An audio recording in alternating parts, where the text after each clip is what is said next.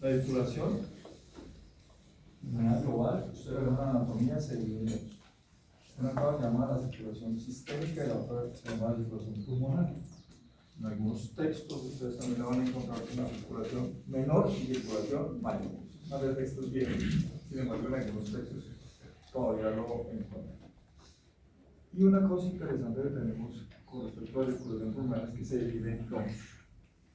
Una es la circulación que se llama la circulación de tipo de intercambio gaseoso y la otra es la circulación nutricia. En ese orden de ideas, el problema es uno para saber cuál es cuál. Entonces la nomenclatura la divide en dos. Hablamos de arterias y venas pulmonares, aquellas que hacen intercambio gaseoso.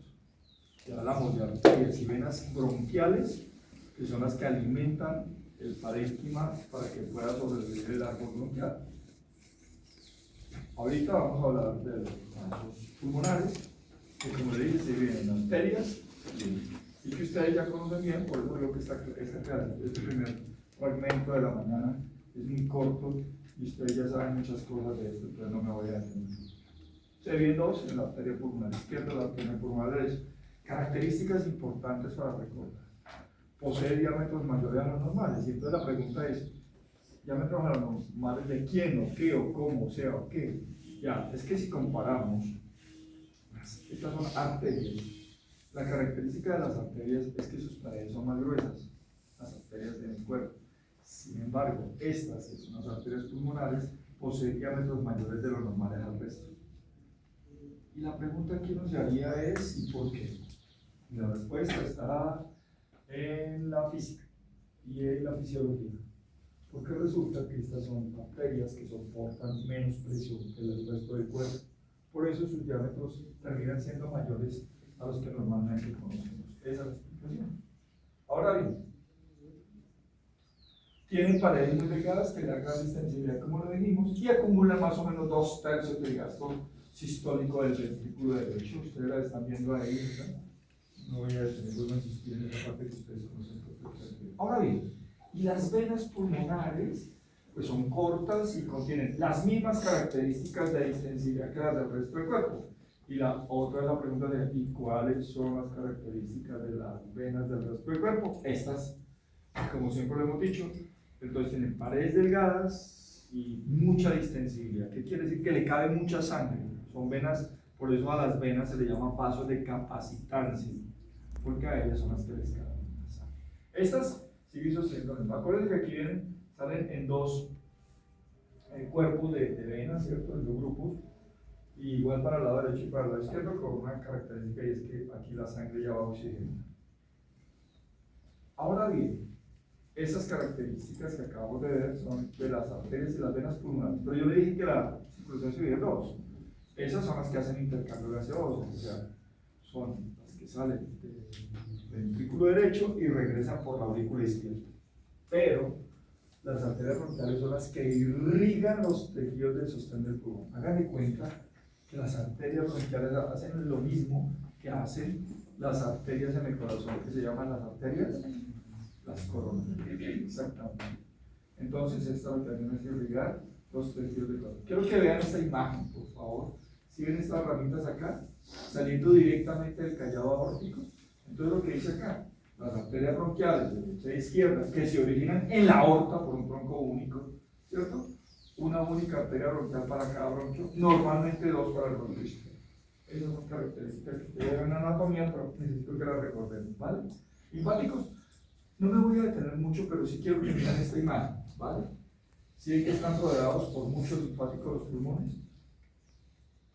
Cuando ustedes oyen hablar de cáncer, escuchan que muchas veces las metástasis terminan en pulmón, ¿cierto? El problema del pulmón es que tiene gran cantidad de linfáticos. Entonces da mucha papaya para eso, para que terminen llegando células que no deben llegar ahí, ¿cierto? Muy bien, pero ahora sí metámonos en una parte que me interesa más. Lo otro era anatomía de Kinder, ¿sí me entienden? Ahora metámonos en eso. En las presiones del sistema pulmonar. Esto sí lo necesitamos desde el punto de vista fisiológico. Vamos a comparar las presiones entre lo que vemos ahorita en cardiovascular con lo que son las presiones pulmonares. Voy a empezar por el final, me voy a tirar el final de la película. El final de la película es que las presiones pulmonares son menores a las presiones sistémicas. ¿Listo? Ese es el resumen. Pero si le ponemos a esos números, veámoslo aquí. Entonces veamos que la presión sistólica, ¿se acuerdan de sístole y diástole? Pero estoy hablando ahora del ventrículo derecho. ¿Se acuerdan? Yo pensé que era la misma manera que pasaba en el ventrículo derecho, pasaba en el ventrículo izquierdo. Sí, pero hay diferentes presiones. Miren la presión que soporta la presión sistólica del ventrículo derecho está en solo de 25 milímetros de mercurio, cuando la presión sistólica del ventrículo izquierdo llega a 100 o 20, ¿cierto? Y la presión diastólica se ubica entre 0 y 1 y son la quinta parte, si supongamos eso viene siendo la quinta parte de lo otro, o sea, es casi nada, sobre todo en la diastólica se termina siendo muy poquita, muy bajita. ¿Y eso qué? ¿Y eso para qué nos sirve a nosotros? Vamos a esta imagen ahora. Y entonces, ahora eso trasladémoselo, saquémoselo al ventrículo derecho y pongámoselo a la arteria pulmonar. Recuerden que por un lado sale la arteria pulmonar y por el otro lado está la arteria, la aorta, ¿verdad? Miren las expresiones que maneja la pulmonar. En sístole es de 25 milímetros de mercurio, cuando en sístole la aorta soporta 120, 110, 100, ¿cierto? Y en diástole, la misma arteria pulmonar soporta 8, cuando la misma en la aorta está soportando 80, 70, ¿cierto? Miren las diferencias. Ahora bien, si le saco la media a estas dos, la media es de 15. La media en la aorta es 90, 93, a veces 80, pues depende si le hacemos la diferencial o la media exacta. Pero aquí viene un dato importantísimo que les va a servir mucho a ustedes allá en clínicas, que esto sirve para algo en la vida. Y es la presión capilar pulmonar. O sea, piensen, aquí estamos hablando de la arteria pulmonar. Ahora piensen en el vaso más chiquito, que son los capilares pulmonares donde se hace intercambio gaseoso. Allí la presión se baja a 7 milímetros de mercurio. Esta presión ustedes la van a escuchar allá en clínica cuando pasen a rotar con los pacientes. El especialista le va a decir cómo está la presión en cuña. Esta es la presión en cuña. La presión en cuña es la presión capilar pulmonar. Entonces le va a decir, esa presión en cuña se está elevando y ustedes tienen que saber interpretar eso. Entonces, lo normal es que esté en 7 milímetros de mercurio. Ahora bien, me voy a saltar esta diapositiva. ¿Por qué? Porque si quiero mostrarles esta que me interesa. Ahora veamos el resumen, pero veámoslo de otra manera, ¿vale? Veámoslo ahora de una manera gráfica. Miren la diferencia entre la curva de presión aórtica y la curva de presión en la arteria pulmonar y en el ventrículo derecho, que fue lo que acabé de decir. Lo mismo que dije, pero ahora miremoslo desde el punto de vista de una gráfica. Entonces, ¿qué tengo acá? Aquí tengo la curva de la presión aórtica, 70 a 120, ¿se acuerdan? Eso es un promedio, ¿no? Es que eso ya sabe. Algunos 80 a 120, algunos 60 a 100, pero miren acá, una cosa es estar en sístole y otra cosa es estar en diástole. Pero ¿qué pasa al otro lado? ¿Qué pasa en el ventrículo derecho? Esto es en la arteria aorta, pero ¿qué pasa en el ventrículo derecho y qué pasa en la arteria pulmonar? Miren cómo baja, ¿de acuerdo? Esta gráfica negra es la del ventrículo, ¿se acuerdan que llega casi a 0 y sube a 25? Pero miren la de la arteria pulmonar. Está en 8, entre 8 y 25. 8 para diástole y 25 para sístole.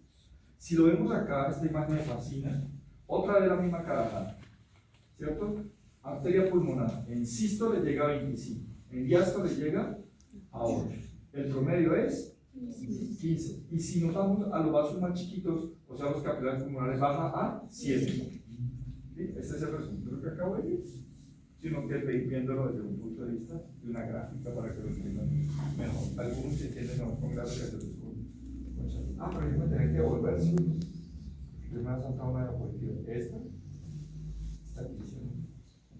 Pero primero veamos acá. Entonces, ya entendimos cómo se manejan las presiones tanto en la arteria pulmonar, en el ventrículo, y si comparo la arteria pulmonar con la arteria aorta. Ahora bien, ¿y la sangre que le llega a los pulmones? ¿Cuánta sangre tenemos en los pulmones? Y también es muy interesante porque aquí vamos a empezar a meter en la fisiología. Dice que el volumen sanguíneo pulmonar corresponde más o menos al 9% del volumen sanguíneo total. Tenemos como base que en un paciente adulto el volumen sanguíneo total son 5 litros. El 9% de 5 litros son 450 mililitros.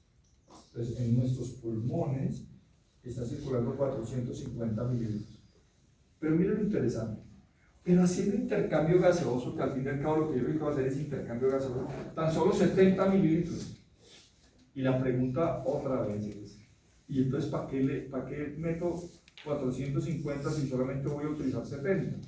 La respuesta está en una diapositiva más adelante, que nos dice que los pulmones pueden servir en distintas ocasiones como reservorios de sangre para compensar el déficit. O sea, a los pulmones les sobra sangre, ¿cierto?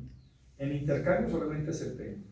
Vamos a ver más adelante una clase, que seguramente en la clase ahorita o más tarde, que es 120, 140 mililitros.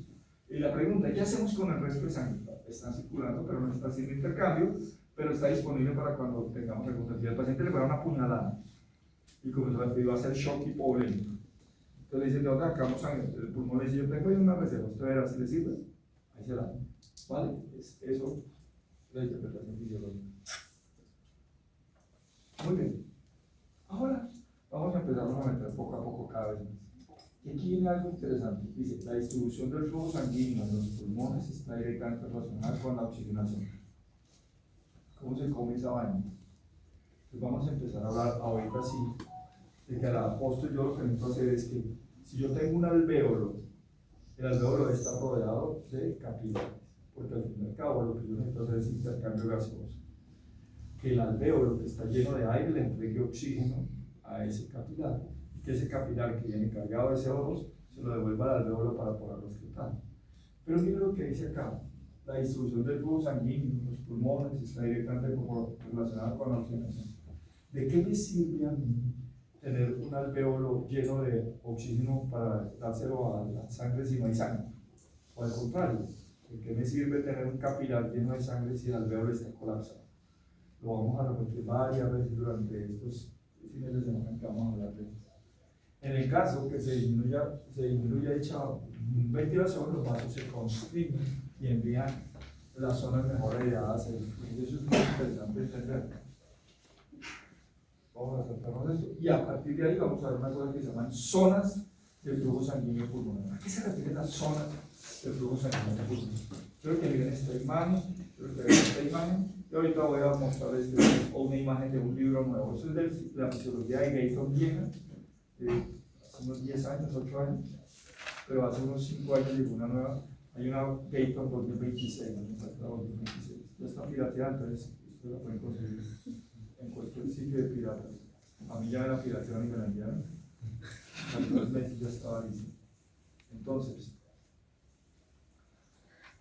cuando hablamos de zonas, estamos hablando de partes del pulmón que se comportan distinto en cuanto a la circulación. Hay una zona tipo 1. ¿En qué consiste la zona tipo 1? Donde hay ausencia de flujo sanguíneo en todos los momentos del ciclo cardíaco, tanto en sístole como en diástole. No hay. Miren arriba. Entonces, lo que están viendo ustedes a este lado, están viendo un alvéolo con su capilar, ¿sí? Haciendo intercambio gaseoso. Pero ¿cuál es el problema cuando estamos en zona 1? Que la presión que ejerce este alvéolo es mayor que la presión en sístole o en diástole del capilar. ¿Y eso qué? Que nunca pasa sangre. Y si no hay sangre, ¿hay intercambio? No. Entonces las zonas tipo 1 son típicas zonas patológicas. En este momento nos tomaron, bueno, ustedes pues, que están jóvenes, les midieron cómo están sus zonas pulmonares. Seguramente ninguno de ustedes habrá zonas tipo 1. ¿Sí? Muy bien, entonces, si ya sabemos que es una zona tipo 1, ¿qué será una zona tipo 2? Donde el flujo sanguíneo, esta es una zona tipo 2, donde el flujo sanguíneo es intermitente, solo durante la presión sistólica, que es superior al alvéolo. Pero la presión diastólica es menor. ¿Qué quiere decir? Que aquí el alvéolo está ejerciendo una presión y que quieren hacer intercambio con este capilar. Pero en sístole, cuando la presión arterial se sube, la sangre pasa, pero en diástole no pasa. Entonces hace intercambio intermitente. ¿Listo? Ahora bien, y la zona tipo 3, cuando el flujo sanguíneo es continuo, mírenlo acá, continuo, debido a que la presión capilar alveolar se mantiene siempre por encima del alvéolo. Por eso es que ven que este alvéolo es grandote, este es mediano y este es chiquito. Quiere decir que este tiene más presión que este tiene una presión ahí y este tiene menos presión que este. En condiciones normales, como están ustedes ahí, como estoy yo acá, poseemos Zonas 2 en regiones apicales. Y aquí necesito la anatomía que ustedes estudiaron anoche.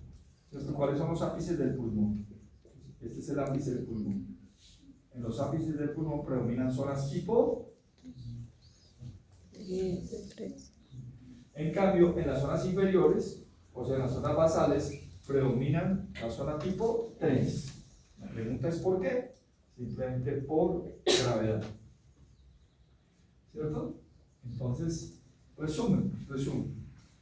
Hay 3 tipos de zonas. En algunos textos mencionan 4 tipos de zonas, que ya son las que tienen Schum y esa vaina.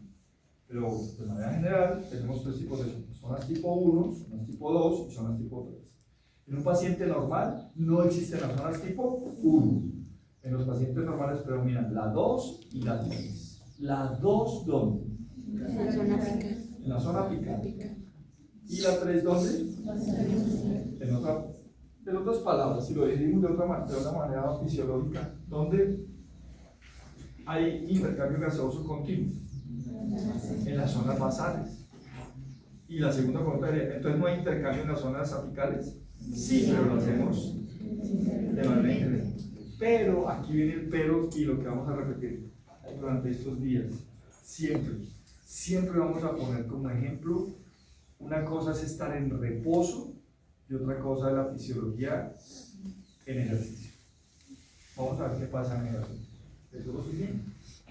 Entonces, ¿sí ven? Este es el de la fisiología nueva, pues, de la de hace 4 años, de la del 2022, ya mucho más bonito, ¿no? Fíjate que aquí está el capilar arterial, el capilar venoso, este es el alveolo. PALB, no es Pablo, es presión alveolar. Y aquí está la PPC, ¿se acuerdan? La presión del capilar. Ajá. Y aquí, miren, entonces aquí está cerrado el capilar, ¿sí se dan cuenta? Aquí, ¿qué quiere decir esta necesidad? Que a veces está así abierto, pero que a veces está cerrado. Y aquí siempre está abierto, siempre hay intercambio gaseoso. Acuérdense que la arteria está azul y la vena está roja, porque acuérdense que aquí lo hacemos al revés, ¿verdad? ¿Preguntas?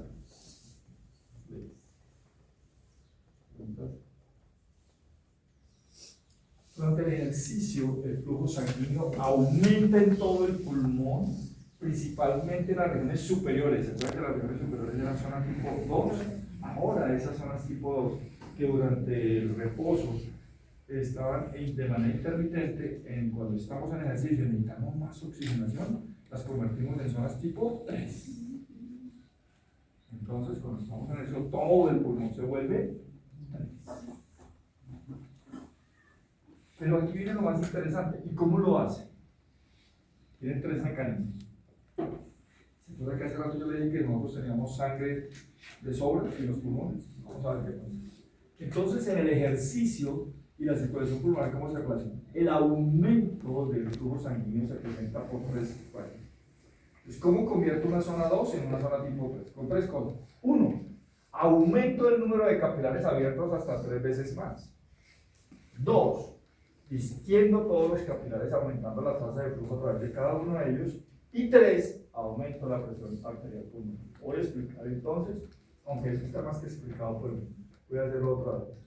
Entonces, ¿cómo hago que mi zona 2 se convierta en zona 3? O sea, ¿cómo hago para que todo mi pulmón esté en este momento superventilado? Entonces, tengo capilares que no se utilizan, los abro. Y los que ya tenía abiertos, los abro más. Pero para hacer eso necesito que la sangre, alguien me empuje la sangre. ¿Se acuerdan de la arteria pulmonar? Entonces necesito que esa arteria pulmonar ahora lo haga con más fuerza. Entonces le aumento la presión a la arteria pulmonar. Es la única manera que la arteria pulmonar haga más fuerza. ¿Se acuerdan que la palabra clave de presión es fuerza? Entonces necesito que la arteria pulmonar haga más fuerza para que obligue a abrir capilares que estaban cerrados. Y los que estaban abiertos se distiendan más. Y así conseguimos pasar de una zona tipo 2 a una zona tipo 3 en todo el corazón. Eso lo vamos a retomar. Ese término que acabo de decir, lo vamos a retomar más adelante. Los aumentos en la presión auricular izquierda se producirán si están por encima de un posible edema, que es esa vaina. Entonces, veamos esto. La presión capilar pulmonar, ¿se acuerdan? La presión en cuña, 7 milímetros de mercurio. La presión capilar en los tejidos periféricos es de 19. Mira la diferencia que hay entre las presiones en los vasos chiquiticos Si yo me mido la presión de un capilar en un dedo versus en un pulmón, en el dedo me da 19, mientras que la presión de un capilar pulmonar es 7 nomás, o sea, las presiones allá son muy bajitas. ¿Cuál es el lío de tener presiones tan bajitas? Entonces, la presión en el líquido intersticial del plasma es más negativa que el periférico. Los capilares pulmonares son más permeables a las moléculas proteicas con una mayor presión óptima. Ese es un grave problema que tenemos en los pulmones. ¿Y eso cómo se traduce? ¿Cómo come la vaina? ¿Recuerdan ustedes las fuerzas inward y las fuerzas outward? Sí, pues aquí vuelven a aparecer. ¿Recuerdan ustedes que la presión osmótica es una constante en cualquier lado del cuerpo? Y siempre es 28. Si lo vuelven a ver ahí, siempre es 28. Esas fuerzas, ¿por qué está negativa ahí? Porque tiende a retener o a sacar. A retener, ¿verdad? Y entonces midieron otras fuerzas en los vasos, en los capilares pulmonares. Y resulta que, en resumen, para no volverlos a atormentar con las fuerzas inward y outward, termina dando una fuerza de 1 positivo, o sea que ganan las fuerzas outward. ¿Cuál es el problema que ganan las fuerzas outward? Me está diciendo que en los capilares pulmonares la sangre, el líquido tiende a quedarse aquí en el espacio intersticial. Pero ¿cuál es el problema con los pulmones? Que si usted le deja líquido en el espacio intersticial a los pulmones, ese líquido se va a meter a los alvéolos. Y si los alvéolos se llenan de agua, no hacen intercambio gaseoso. Entonces aquí comienza a jugar un papel importantísimo alguien que es el que me seca, ¿se acuerdan? Que se llama este amarillo. Exactamente, el sistema linfático. El sistema linfático trabaja a la perfección en los pulmones. Resumen. En los pulmones predominan las fuerzas outward. ¿Cuánto? 1 milímetro de mercurio. ¿Qué tiende? A dejar líquido en el espacio intersticial. ¿Quién nos soluciona el problema? El sistema linfático. Por eso ahí dice lymphatic pump, como bomba, que lo que hace es que absorbe ese líquido. ¿Por qué? Porque donde quedara aquí, ¿cuál sería el problema? Que se comenzaría a meter el agua a los alvéolos y nos ocasionaría una cosa que se llama edema pulmonar. Entonces las paredes alveolares son muy delgadas y se rompen con el aumento de las presiones positivas del ejercicio contraído. Todo esto conlleva a tener una tendencia a sacar líquido del intersticial pulmonar, el cual es evacuado ¿por quién? Por los linfáticos. Si ustedes lo quieren en valores, miren, ahí están los valores, pues, ¿se acuerdan cuando los hicimos? Miren que gana 29 a 28. Entonces da más 1, ¿sí ven? Ven a las fuerzas outward. Y entonces, ¿cuál es el problema? Si hay un factor que pase la presión del intersticio pulmonar de negativa a positiva, hará pasar grandes cantidades de líquido a los alvéolos. Yo quiero que vean esta imagen. Este es un pulmón como el de ustedes en este momento.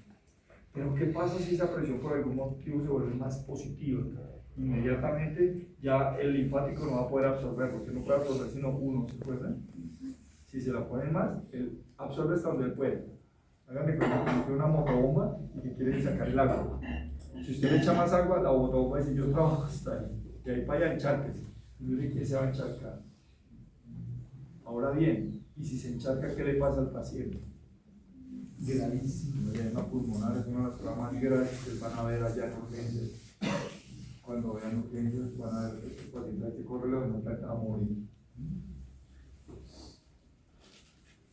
Muy bien. Causas del edema pulmonar, no me voy a poner a hablar ahorita de causas, simplemente para que las conozcan. Por ejemplo, una falla cardíaca izquierda, un paciente que se le dañe la válvula mitral, un paciente con lesión por infecciones, ¿cierto? Inhalación de sustancias con la rápida filtración de proteínas plasmáticas, el fumar por largos periodos de tiempo que ocasionan EPOC. Y creo que con esto, esta parte ya la termino. Preguntas no están. Sí.